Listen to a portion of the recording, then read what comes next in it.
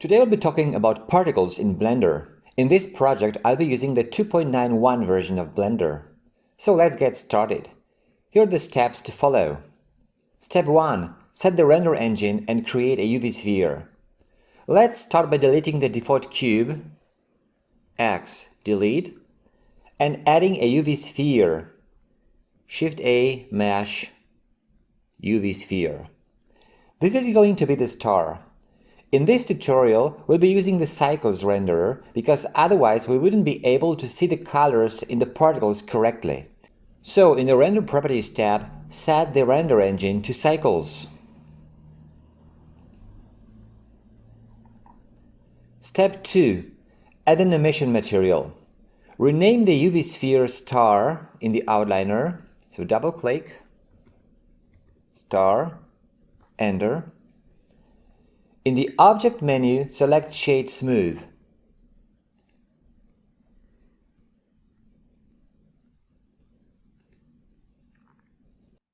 Then, in the Material Properties tab, over here, add a new material, rename it Star,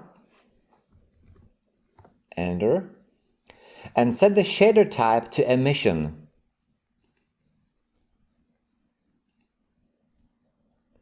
Now set the color over here to the hex value of FF5E51. To see how it looks, go to the rendered shading over here. The star is going to be the emitter. It will emit the particles that will create the stardust. Step 3. Add an icosphere. The stardust is going to consist of tiny icospheres.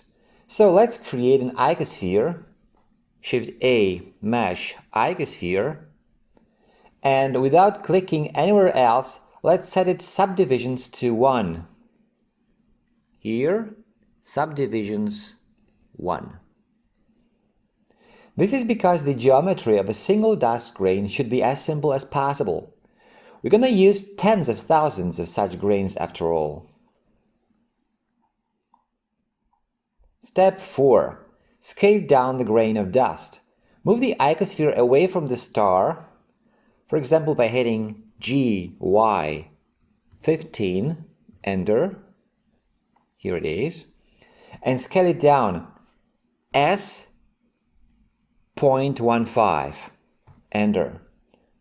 Rename the icosphere Dust in the outliner.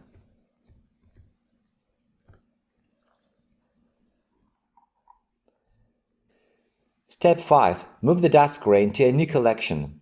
With dust still selected, hit M and then New to create a new collection. This is to keep the particle separate from the star. Name the collection Dust.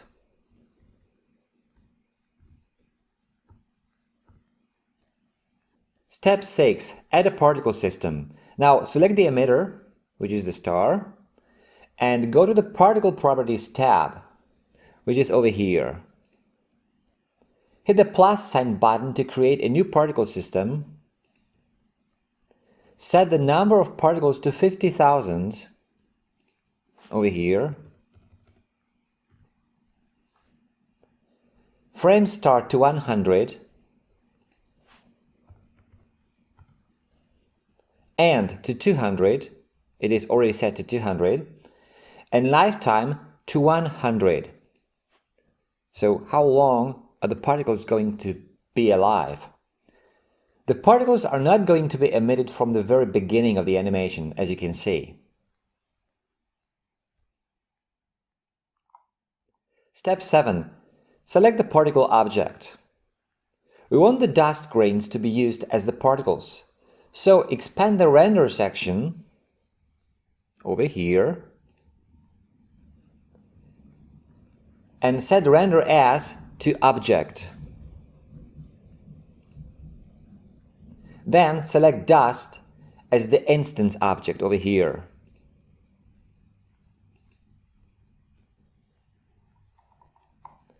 Step 8. Play the animation with the particles. Now go to frame 1. Here's the timeline. Let's make it a bit bigger. We are already at frame 1. If you're not, you can just hit this button over here to go there. And let's play the animation now.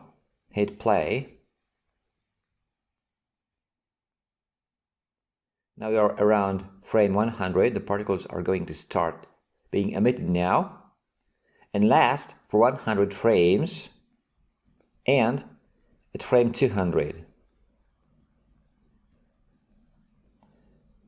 So, as you can see, the first particles appeared after frame 100 and then they start falling down. This is because gravity pulls them down. This is not how we want it to work though. We're going to take care of it in a minute. Let's stop the animation. Go back to frame 1. Step 9. Animate the emission strength.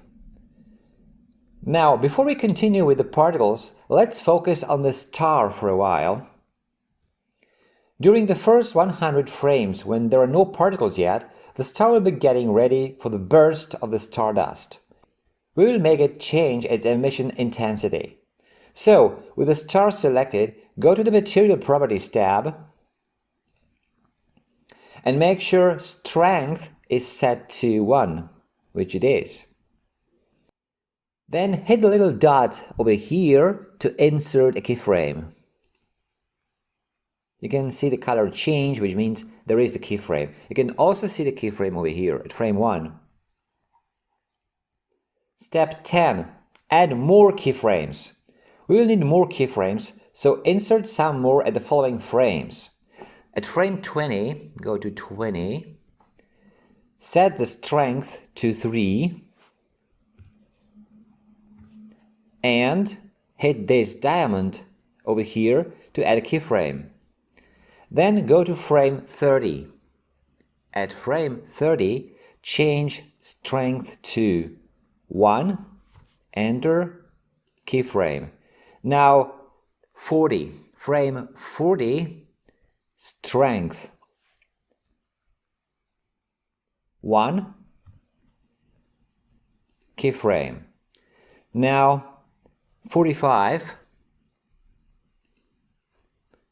strength 6, enter, keyframe. Now 50,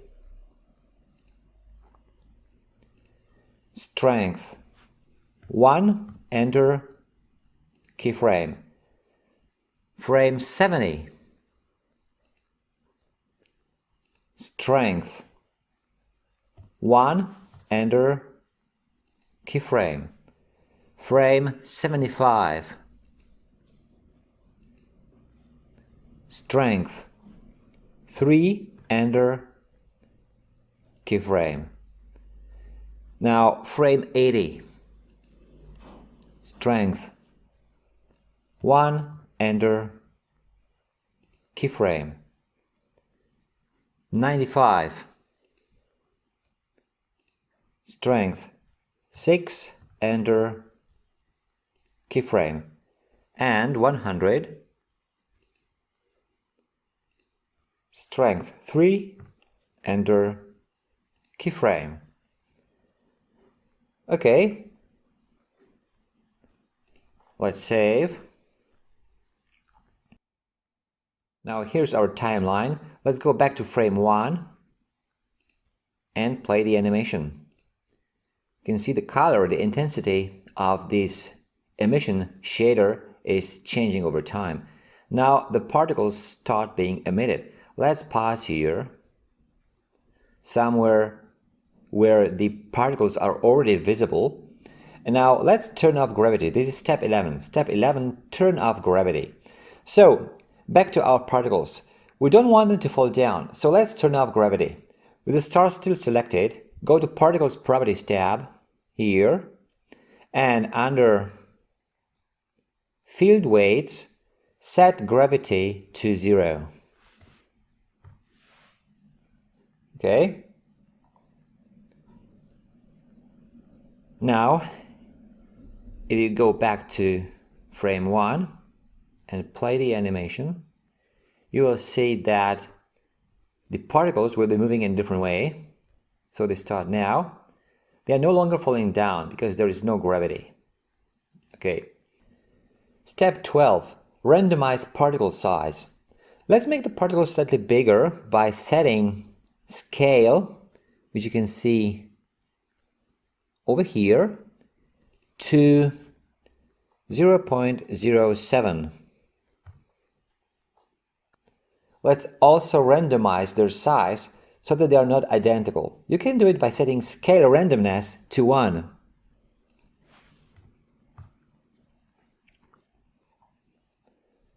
Step 13. Add turbulence. We want the dust to swirl around the star, so let's add some turbulence. You can use the Shift+A shortcut to add turbulence, which you will find here, force field, turbulence.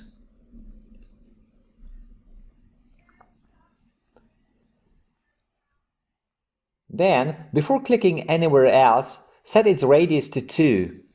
Radius 2. Enter. Step 14. Make the stardust swirl. Now with the turbulence selected, go to the Physics Properties tab, which is over here. Now set strength to 20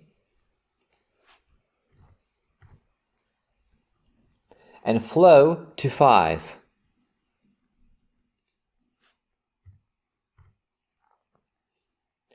The flow parameter will cause the particles to move in clusters, following one another, rather than individually in random directions. Step 15. Add an emission material to the particles. Now let's play the animation one more time and pause it around frame 227 or any other near the end of the animation time. So you can now see the particles swirling around the star. Now let's wait a moment until we are at frame 225, 27, something like that. And then we'll pause the animation and add an emission material to the particle. So we are close now. Okay, we are now here. Pause the animation and let's add an emission material to the particle. So select the dust object over here. And now go to the shading workspace, which is here. In the shader editor below the 3D viewport, hit the new button to create a new material. Now select just the principled shader and delete it. X, delete. Now add an emission shader. So Shift-A, shader, emission, and plug it into the output.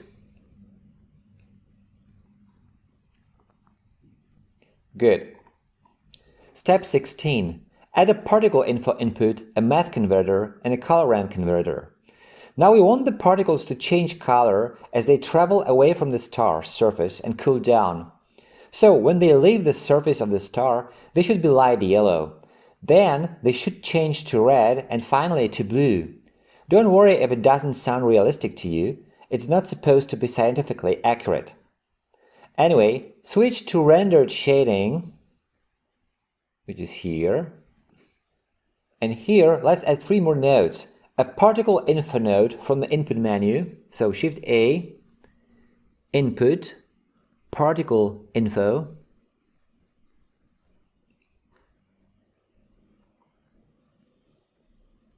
A math mode from the converter menu. So Shift-A, converter, math. And a color ramp node from the converter menu too. So Shift-A, converter, color ramp. Now we can move these two further to the right to make some more space. Now let's connect particle info's age and lifetime to math's values. So age here, lifetime here, and select the divide operation.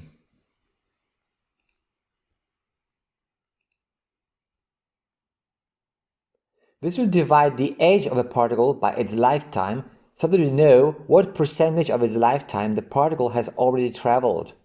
Now connect math's value to the color ramp's factor. So value to factor. We'll discuss the color ramp in a minute. Then connect color ramp's color to emission's color. So color to color.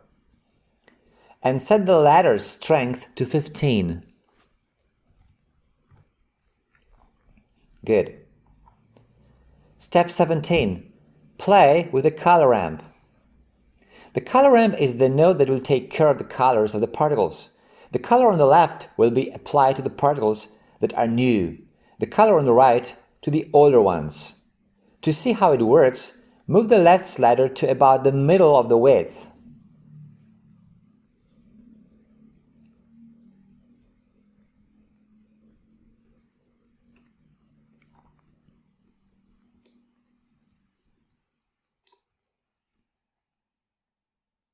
This way, the border between new and old particles lies in the middle. So they are considered new for the first half of their lives and old afterward. You can see that they are black when they leave the surface of the star, and then, more or less halfway their journey, they turn to white. Step 18. Set the start color. As you remember, the particles should be light yellow when they leave the star, then they should turn to red, and finally, near the end of the journey, they should turn to blue. Let's set the start color first and take care of the other two in a minute. So, to set the first color, click on the left slider here to select it, and then click on the black area below, over here. You can now see a color pick dialog where you can choose a color. Now set the color to hex F8 FF7D, which is a shade of yellow. Now you can see that the particles near the star are yellowish. Step 19. Set the end color. Now select the right slider over here and move it slightly to the left so that the particles don't turn blue at the very end of their lives, but a little earlier. Now repeat the steps above to pick a color. So click over here and enter the value 2F39FF, which is a shade of blue. Now you can see that the particles farther away from the star are blue. Step 20. Add the middle color. To add another color, we need another slider. So click on the plus sign to add one over here. And make sure it's between the two other ones. Set its color, so it's selected now. Set its color to hex CC3A42, which is a shade of red. Step 21. Adjust the particle colors. Now, depending on what effects we want to achieve, we can move the sliders and experiment. I want the particles to be yellow for a relatively short period of time, then transition through red to blue. You can set the positions of the sliders by selecting them one by one and typing in exact values. So I set the position of the first slider, let me select the first slider over here, to 0.3. Now the second to 0.4. And the third to 0.7. I like the effect, but if you don't, you can try other positions or even other colors. Step 22. Set the world color to black. It will look even better if we set the background color to black. You can do it in the World Properties tab, which is over here. And now you can set the color over here, drag it all the way down to black. Let's save. Step 23. Align camera to view. Now we're done with the material. Go back to the layout workspace and zoom out slightly so that you can see the star from a distance. If you like how it looks, align the camera to view by going to the View menu, then Align View, and selecting Align Active Camera to View.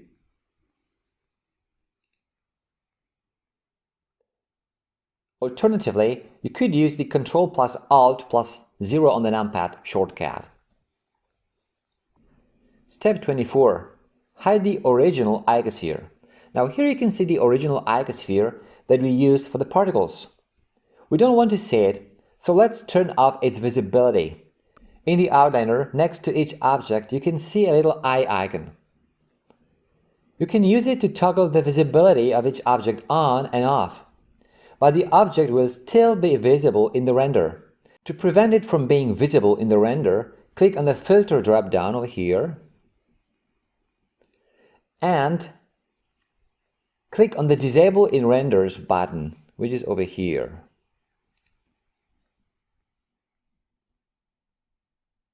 Then, the two icons, the eye for visibility in the viewport and the camera for visibility in the render, will be visible in the outliner. Turn them both off for the dust object. Step 25. Set the focal point of the camera. Now we'll turn on the depth of field and set the camera's focal point. So objects near the focal point will look sharp and objects farther away from it will look blurrier. Now if you're not in camera view, hit 0 on your numpad to go to camera view and select the camera in the outliner. Then go to the Object Data Properties over here and check Depth of Field. Under Focus Object, select the star.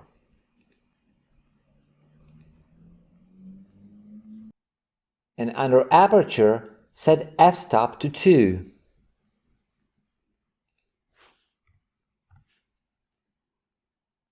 Now the star and the dust that is near the star will be sharper than the dust which is farther away,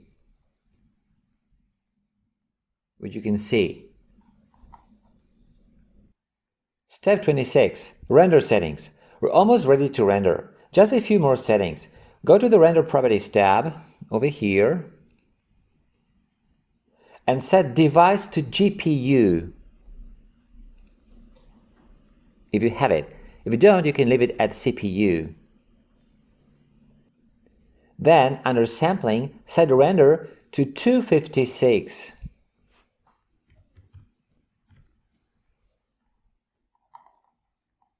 Step 27. Make a test render. Before we render the animation, let's make a quick test render. First, let's save. It's very important. Now go to the Render menu and hit Render Image.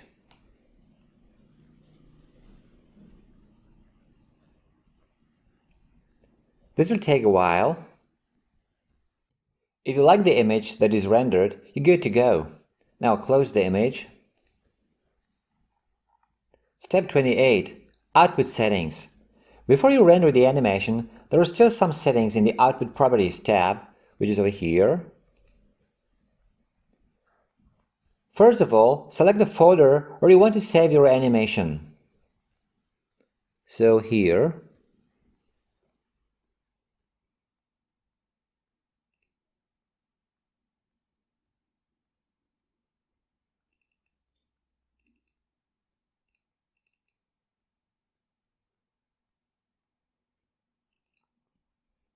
Then set file format to FFmpeg video.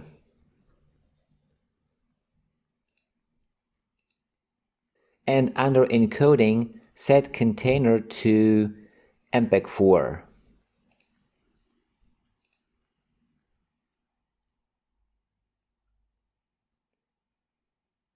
Step 29. Render the animation. Now first let's save, so that if anything goes wrong we have this version saved.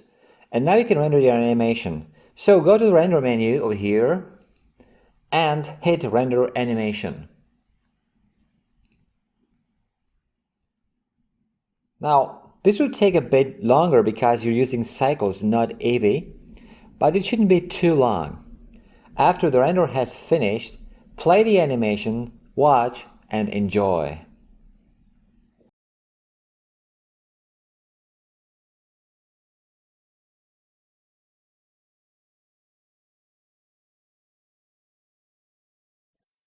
Okay, that's it for this video. If you like it, a thumbs up would be great. Also, make sure to subscribe for future videos. If you want to leave a comment or ask a question, you're welcome to do so. Thanks for watching.